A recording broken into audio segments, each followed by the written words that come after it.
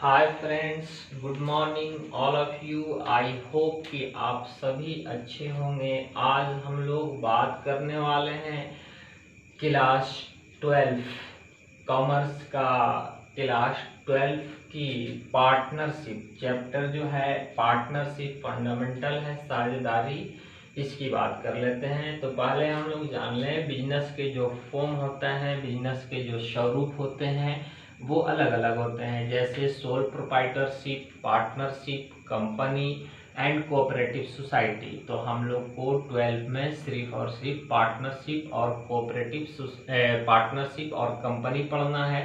तो चलिए हम लोग देखते हैं पार्टनरशिप के डिफिनेशन, पार्टनरशिप के फीचर्स, पार्टनरशिप के प्रिंसिपल, ये सारी चीज़ें। तो पार्टनरशिप क्या है? When two or more person agree to set up a business and its share profit then they are said to be partnership. जब दो या दो से अधिक व्यक्ति किसी व्यवसाय की स्थापना करने और उसके लाभ हानि को बांटने के लिए सहमत होते हैं, समझौता करते हैं, तो इसे ही साझेदारी कहा जाता है। मतलब जब दो या दो से अधिक व्यक्ति किसी व्यापार को करने के लिए और इसके लाभ हानि को बांटने के लिए आपस में सहमत होते हैं, समझौता करते हैं, इसे ही साझेदारी कहा जाता है। और भारत में साझेदारी अधिनियम 1932 में बनाया गया था, जो अंग्रेजी अधिनियम 1890 तथा भारतीय ठेका अधिनियम 1872 पे आधारित है। देखिए, Indian partnership act 1932 based on British act 1890 and Indian contract act 1832। भारतीय साझेदारी अधिनियम 1932 में बनाया गया है।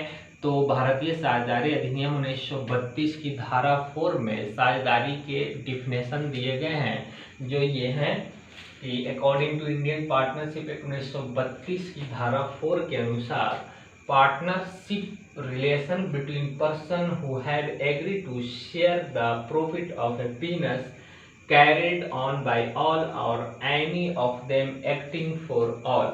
मतलब साझेदारी उन व्यक्तियों का पारस्परिक संबंध है जो किसी ऐसे व्यवसाय के लाभ को बांटने के लिए सहमत हुए हैं, जो उन सबों के द्वारा या उनमें से किसी एक के द्वारा सबकी ओर से संचालन किया जाता है। बात आगे समझ में कि उनमें से किसी एक के द्वारा या उन सबों के द्वारा संचालन किया जाता है। जाहिर सी बात है कि जब एक से ज़्यादा पर्सन होंगे तो लोगों के अलग अलग मिजाज होंगे, लोगों के अलग अलग काम करने के तरीके होंगे। तो आपस में मतभेद पैदा ना हो, आपस में पक्षपात ना हो, इसके लिए किसी वन पर्सन को सिलेक्शन कर लिया जाता है जो पार्टनरशिप का ऑपरेशन करता है। ये ज़रूरी नहीं है कि सभी लोग चलाएंगे, संचालन कोई एक भी कर सकता है और सभी लोग भी कर सकते हैं। अब मतलब ये साझेदारी के डिफिनेशन समझ में आ गए आप लोग को कि सिंपल वर्ड में कह सकते हैं साझेदारी जब दो या दो से अधिक व्यक्ति किसी व्यवसाय को करने के लिए और उसके लाभ हानि को बांटने के लिए सहमत होते हैं, तो इसको साझेदारी कहा जाता है। और ये इंडियन पार्टनरशिप की डिफिनेशन हुई धारा 4 के अनुसार। अब आइए, साझेदारी की आवश्यकता क्यों पड़ती है? हम सोल प्रोप्राइटरशिप हैं, एकाकी व्यापार है हमारा, तो हमको साझेदारी करने की आवश्यकता क्यों पड़ती है?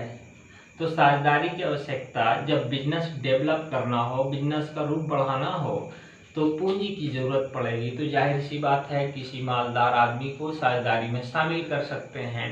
तो डिफिशिएंसी ऑफ कैपिटल, पूंजी की कमी हो सकती है। दूसरी क्या है? कोई तकनीकी हासिल करना है, मतलब कोई टेक्निकल जानकारी है जिसके आने से हमारे वस्तु के कॉस्ट सस्ते हो जाएंगे और मार्केट में बिकने लगेंगे, सेल ज़्यादा हो, इसके लिए टेक्निक हासिल करने के लिए। तीसरा क्या हो सकता है? गुडविल हासिल करने के लिए कोई ऐसा पर्सन, कोई ऐसा व्यक्ति प्रभावकारी है जिसके आने से हमारे सेल बढ़ जाएंगे, तो उसके लिए भी साझेदारी कर सकते हैं। चौथी क्या वजह हो सकता है कि दो व्यवसाय हैं, उसको आपसी कंपटीशन को समाप्त करने के लिए भी साझेदारी किया जा सकता है। चौथा क्या है? कोई प्रबंधक अच्छा से प्रबंध कर रहा है तो उसकी सेवाओं से संतुष्ट होकर उससे साझेदार बनाया जा सकता है, ताकि साझेदार हो तो और अच्छा से अच्छा प्रबंध करे, अच्छा से अच्छा प्रबंध करे, जिससे कॉस्ट रिड्यूस हो सके। अब आइए साझेदारी के फीचर्स क्या हैं, विशेषताएं क्या हैं। तो साझेदारी की बहुत सारी विशेषताएं हैं, जिसमें से कुछ फीचर्स ये बताए गए हैं। पहला है मिनिमम 2 और मैक्सिमम 50% इन ए बैंकिंग बिजनेस, मैक्सिमम 10%। मतलब समान साझेदारी में कम से कम 2 व्यक्ति और अधिक से अधिक 50 व्यक्ति हो सकते हैं, जबकि 2014 से पहले मैक्सिमम पार्टनर्स के जो नंबर थे वो ओनली 20 थे, ज़्यादा से ज़्यादा 20। जबकि 2014 के बाद कंपनी एक्ट में ये बताया गया कि साझेदारों की संख्या मैक्सिमम 50 हो सकती है और मिनिमम 2। और बैंकिंग बिजनेस में जो व्यक्ति काम करते हैं, मतलब वो पर्सन जो फाइनेंशियल कंपनी में पार्टनर हैं, तो उनकी जो सदस्यता हो सकती है वो मैक्सिमम 10 हो सकती है, मतलब 10% हो सकते हैं। जो बैंकिंग बिजनेस में पार्टनर्स हैं उनकी संख्या 10 हो सकती है। दूसरा है it provide a legal business partnership के लिए बिजनेस लीगल होना चाहिए, बिजनेस कानून के दायरे में होना चाहिए, इलीगल बिजनेस नहीं होना चाहिए।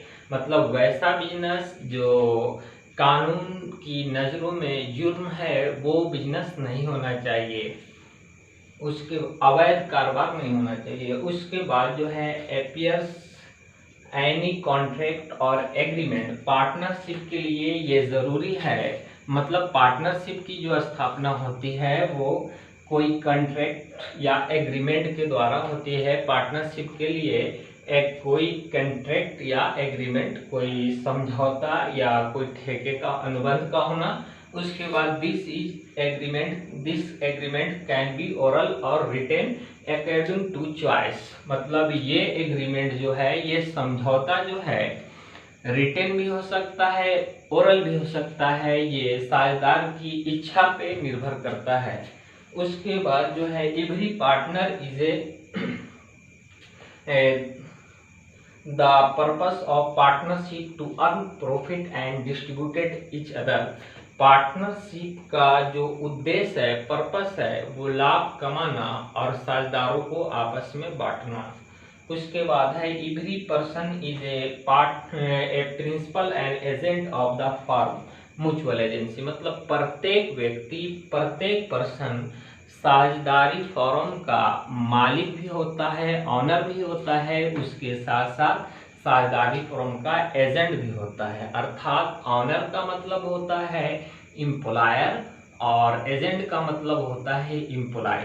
मतलब एक पार्टनर जो है बिजनेस का मालिक होता है, अर्थात वो डायरेक्शन दे सकता है, प्लानिंग कर सकता है। उसके साथ साथ वो एम्प्लॉय मतलब बिजनेस के लिए वर्क भी कर सकता है, बिजनेस एक्टिविटीज में रोल पे कर सकता है। तो इस आधार पे एक पार्टनर्स जो है प्रिंसिपल भी होता है और एजेंट भी। इसी को कहा गया है म्यूचुअल एजेंसी। मतलब दोनों रूप हो सकते हैं। उसके बाद liabilities of the partner are unlimited. मतलब जो साझेदारी संस्था में साझेदारों की जो दायित्व हैं, लायबिलिटीज हैं, वो अनलिमिटेड हैं, जिसकी कोई सीमाएं नहीं हैं। अर्थात अगर से पार्टनर्स ने कोई भी पार्टनर्स जितना कैपिटल लगाया है तो उसकी सीमा कैपिटल तक ही सीमित नहीं है, उसके पर्सनल एसेट्स तक पहुंच सकते हैं।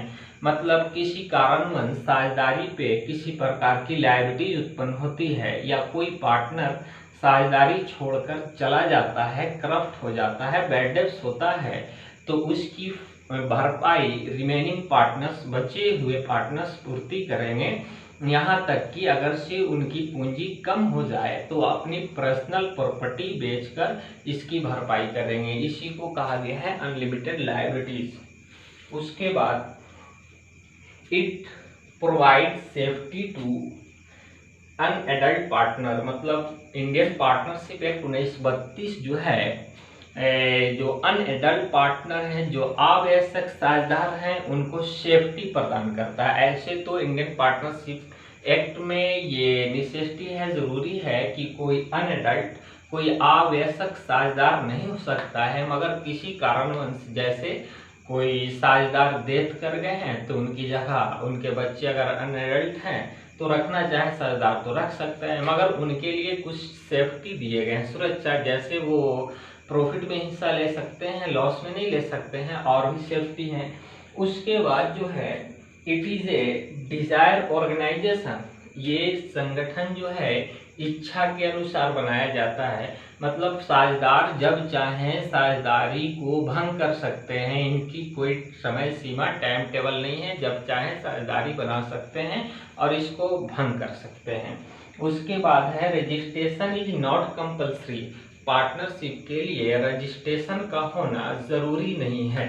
उसके बाद जो है the person who have inter into partnership individually called partners and collectively for, मतलब जो वो पर्सन जो पार्टनरशिप में पार्टनर हैं व्यक्तिगत रूप से उनको साझेदार कहे जाते हैं, और सम्मिलित रूप से सभी को मिलाकर फोरम कहा जाता है या साझेदारी फोरम कहा जाता है।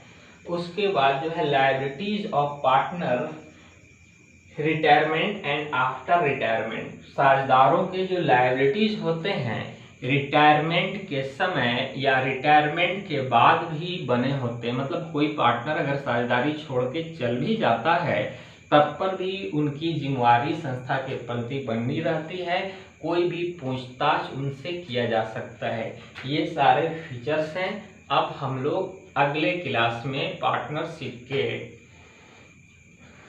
पार्टनरों के rights, partnership deed, PL appropriation account और इंडियन पार्टनरशिप एक्ट के अनुसार जब कोई पार्टनरों के एग्रीमेंट ना हो तब ऐसी परिस्थिति में कौन से रूल हैं, ये सारी बातों को हम लोग पढ़ेंगे।